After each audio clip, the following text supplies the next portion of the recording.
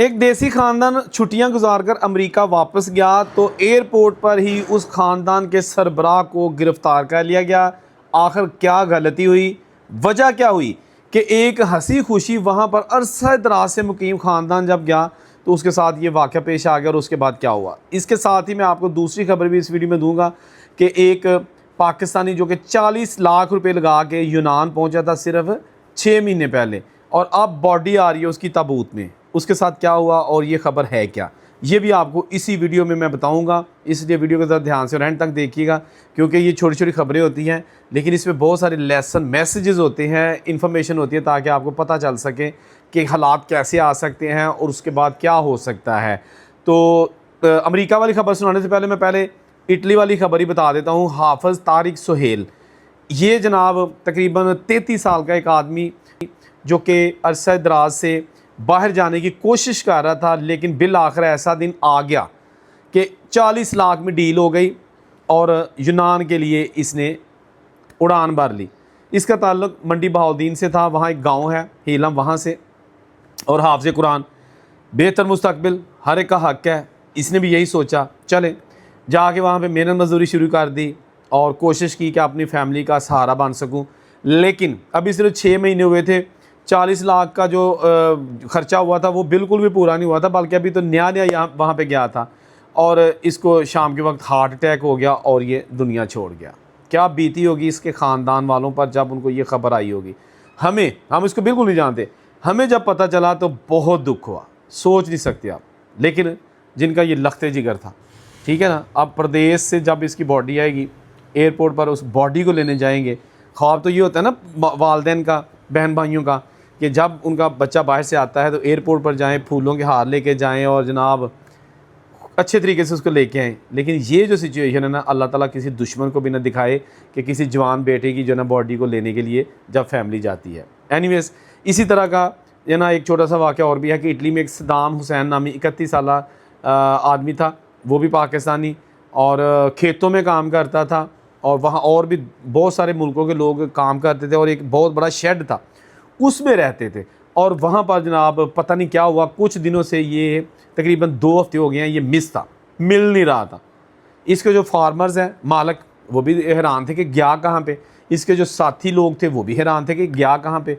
Police को report कर दी लेकिन पुलिस भी इसको तलाश करने में नाकाम रही। बिल आखिर इसकी जो गाड़ी खड़ी थी ना, क्योंकि जब ये मिस था तो गाड़ी इसकी जो है ना वो मिल गई, और जब गाड़ी की तलाशी ली गई उसकी डिक्की खोली गई, उसके अंदर था वो सद्दाम, लेकिन ज़िंदा हालत में नहीं, दुनिया छोड़ चुका था।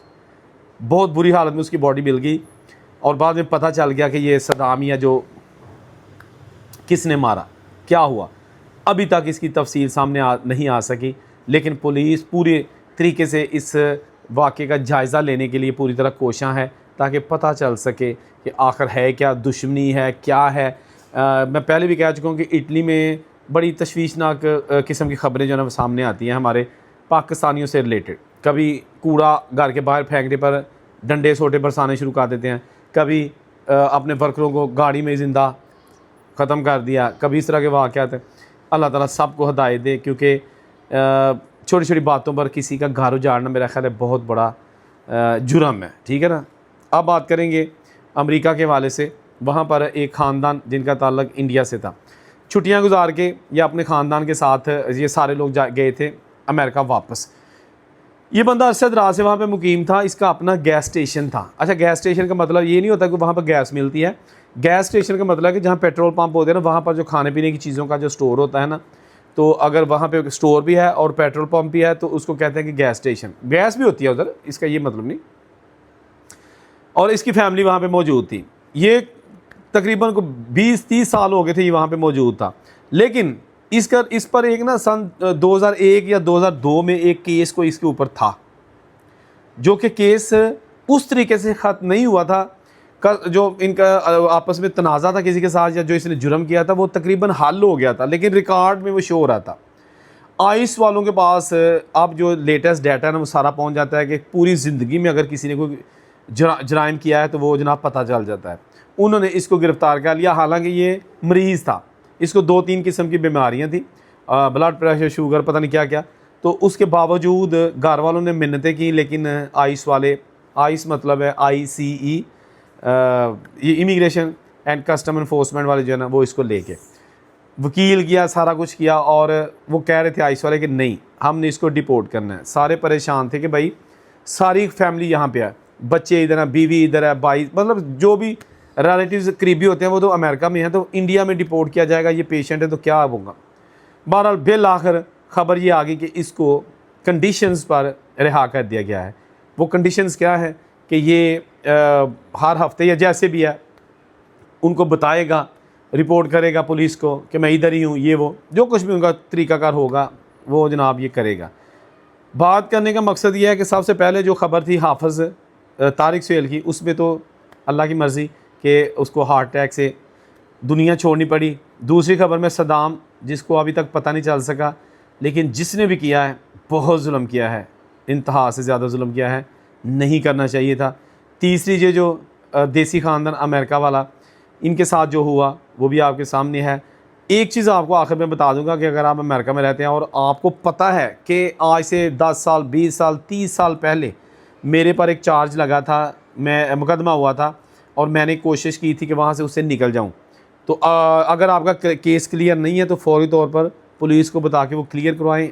दूसरी चीज़, अगर आप अपने डॉक्यूमेंट्स चेक करें, अगर आपको कभी भी पिछले 20-30 साल में डिपोर्ट होने का यानी कि मुल्क छोड़ने का हुक्म दिया गया है, उस वक्त जस्ट अगर ऑर्डर आता था ना कि आप इस मुल्क को छोड़ दें, तो कोई भी नहीं छोड़ता था, ना ही उनको कोई पकड़ता था।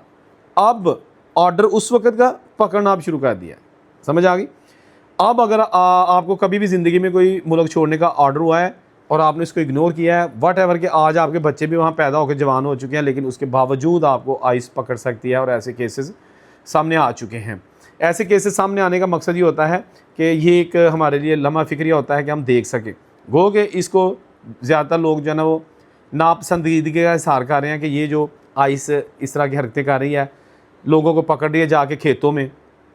अब खेतों में मोस्टली इलीगल लोग काम कर रहे थे, मैक्सिकन थे या हमारे देसी लोग थे, वो ज़्यादातर इलीगल थे। जिसके पास पेपर या वर्क राइट्स होते हैं वो तो शहर में काम करेंगे ना, किसी अच्छी जगह पे। खेतों में काम करेंगे वो जिनको ये पता है कि यार वहाँ ही सो जाएंगे, वहाँ ही जनाब काम करेंगे, तो वहाँ पर भी आइस ने छापे मारे हैं और मज़दूर सारे गायब हो गए हैं। अब जो गोरे मालक हैं, फार्मर हैं, वो परेशान है कि लेबर कहाँ से लेके आएँ। इस तरह की सिचुएशन अब दूसरे मुल्कों में चल रही है। एनीवेज़, जो भी कोई चीज़ होती है, लेटेस्ट कोशिश यही होती है कि आप तक सबसे पहले पहुंचा दी जाए, ताकि आपको पता चल सके दुनिया में इस वक्त क्या चल रहा है, क्या हो रहा है और हालात कैसे हैं। इसके अलावा मज़ीद अगर आपका कोई क्वेश्चन है आप कमेंट कर सकते हैं। अल्लाह हाफ़िज़।